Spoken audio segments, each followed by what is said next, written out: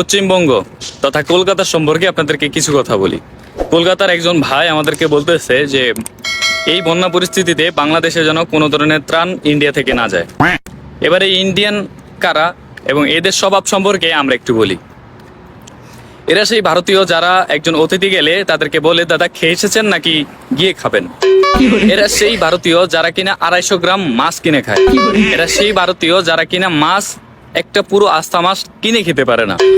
এরা সেই ভারতীয় যারা কিনা অতিথির বাড়িতে বেড়াতে গেলে মাত্র 4 পিস মিষ্টি নিয়ে তারপর তাদের বাড়িতে বেড়াতে যায়। এরা সেই ভারতীয় যারা কিনা একটা ডিম অর্ধেক করে খেয়ে একবেলা শেষ করে দেয়। এরা সেই ভারতীয় যারা কিনা খাবারের পরে হাঁকতেও পারে না ঠিক মতো, কারণ তাদের টয়লেট নেই।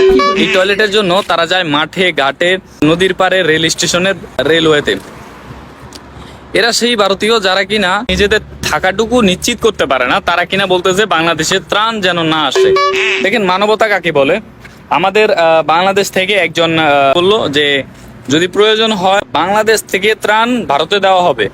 তো এতে বোঝা যায় যে আসলে কলকাতার মানুষ কতটা মূর্খ হতে পারে। আমি সবার কথা বলছি না, কিছু সংখ্যক মানুষ আছে যারা আসলে মূর্খ, যাদের মূর্খতার কারণে তাদের পুরো দেশকে তারা গালি শোনায়।